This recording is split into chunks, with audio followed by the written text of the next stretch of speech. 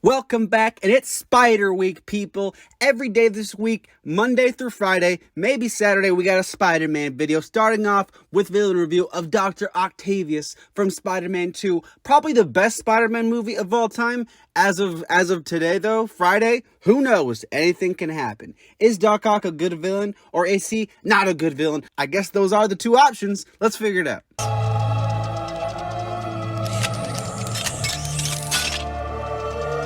So despite his name, Octavius is actually not an octopus. Fun fact, he's actually a goat because this guy's great. Just like a lot of other good villains, Octavius isn't a bad guy when we first meet him. He's not the evil, mad scientist we all know him to be. Rather, he's the cool, chill mad scientist with the normal amount of appendages. Living in New York with his wife, Rosie, Octavius spends some time mentoring Peter, just hanging out and doing a lot of other science stuff with his wife. Their biggest project yet in his life's work of creating a sustainable fusion power reactor, it eventually finds funding in Oscorp's little son Harry, and ladies and gentlemen, that means it's time for a science experiment. Unfortunately, though, I don't know if you guys knew this, power reactors are really heavy and Doc has lumbago, so he has to rely on the help of 4 mechanical arms, each one powered by an AI, which might not be evil, it's AI, guys. AI is always evil. Excuse me, Mr. Octopus, you might be saying, those arms look pretty damn evil. What if they take over your brain and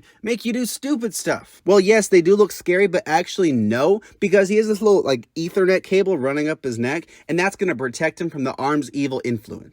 But no, the science experiment, it goes bad and shit hits the fan, or should I say glass hits the fan, but instead of a fan, it's Rosie's face because she's dead. The little thing stopping the arms from telling Doc freaky shit, yeah, that's destroyed. In fact, everything's destroyed. Oscorp's bank account, Octavius' mental state, Rosie, everything.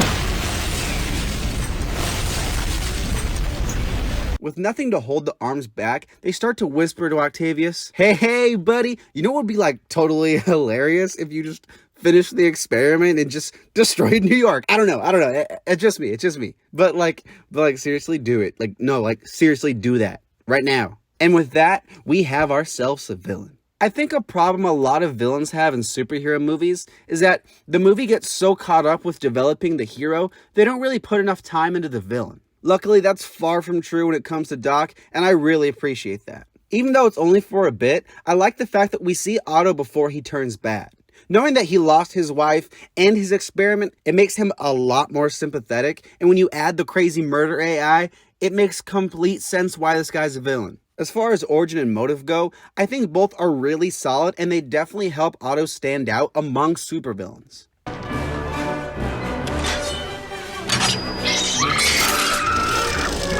From the beginning, we see that Octavius isn't really a bad person per se. Yes, he tries to kill somebody and he's terrible for Jeff Winger's banking business, but trust me, he ain't that bad. When we meet him in the beginning, he's actually a pretty good guy. He gives Peter some lady advice, and Alfred Molina, if you look closely, he actually breaks character for a second and makes some tea. One thing I hate in villains is when other characters who aren't the villain go, wow, look at the villain, he's a genius, and then they just go do some stupid stuff. For Otto, though, I buy that he's brilliant. When him and Peter are talking, the two sound incredibly smart. Granted, they could just be saying some big smart words plug the quantum hyperspace capacitor into the nuclear DSLR space drive, and I'd probably be like, wow, what a smart character. They say big words. As much as I enjoy Otto before he's a villain, I think I enjoy him even more after.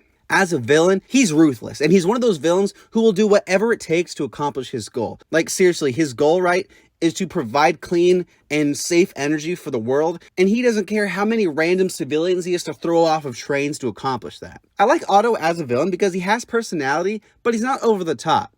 Another thing I like, though, is how conflicted Otto is as a character, and all throughout the movie, we see him going back and forth with the arms. Granted, we got no clue what the arms are saying, but the back and forth is still cool. At the end of the day, too, Otto is a tragic character. He lost his wife, his life's work, and his own sanity. He's being taken advantage of by the arms that he created, and all of this does make him a much more rich character. Also, Alfred Molina, we gotta talk about him real quick. He's great, and he plays every side of this character really well. When he's talking smart to Peter, when he's being intimidating, every moment is done so well, and it makes sense why they couldn't recast him or anything for No Way Home.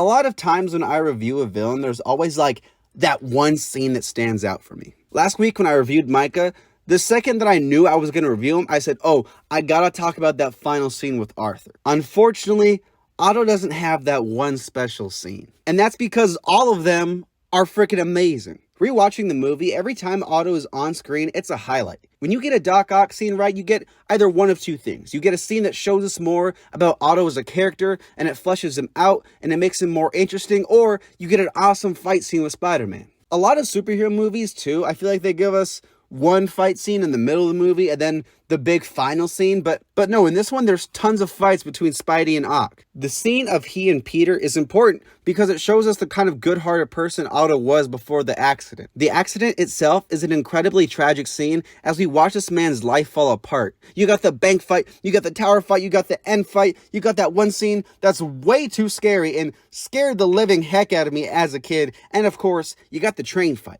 The train fight in particular is one of my favorite sequences in any Spider-Man movie. You know the scene's iconic because so many Spider-Man movies after this reference it, and when they do, I'm that guy in the theater that's like, hell yeah, Spider-Man 2. In addition to the train scene, I need to show some love to the end because it's better than a fresh pizza pie. Play the music from Spider-Man 2. When Otto sacrifices himself to save the city, man, talk about a good arc. He starts off the film wanting to do nothing but help mankind, but he gets lured away by the arms whispering in his ear. The arms are too strong to refuse, that is, until the end of the movie. In his final moments, the good side of Otto, they fight back and they find the strength to control the arms, and he dies doing what he always wanted to do, helping humanity, saving the world. Talk about a completed and fulfilling arc. That is, until No Way Home, so yeah, hopefully they don't ruin that. I'll be pissed.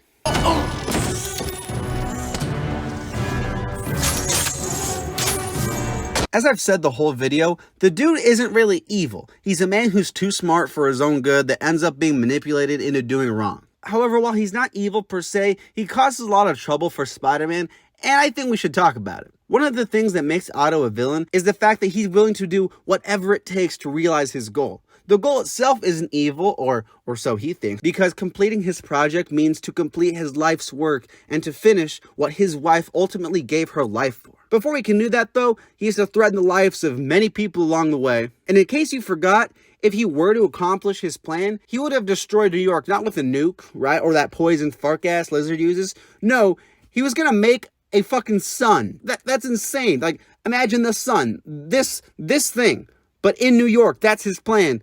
Kind of evil. Just because he has a reason for doing what he does, it doesn't make it okay. And just because he's sympathetic, it doesn't mean he's not a villain.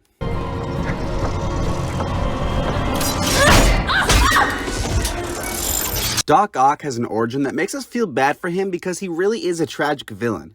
I think Alfred Molina brings a lot of personality to him because he manages to be somehow not over the top, but he still has some wit and charisma. Every scene he has is entertaining, and I love the fact that the movie gives him time to develop as a character. All in all, he's one of the best Spider-Man villains in one of the best Spider-Man films. I'm going to give Dr. Otto Octavius a 9. We'll do it here. The power of the sun in the palm of my hand. Thank you so much for watching, and if you enjoyed today's video, make sure you subscribe because I got a new villain review every single Monday. They're all fire, most of them, I hope. Thanks again for watching, and make sure you tune in tomorrow because I got a tier list of every live-action Spider-Man character ever, most of them. Cool, great, see you later.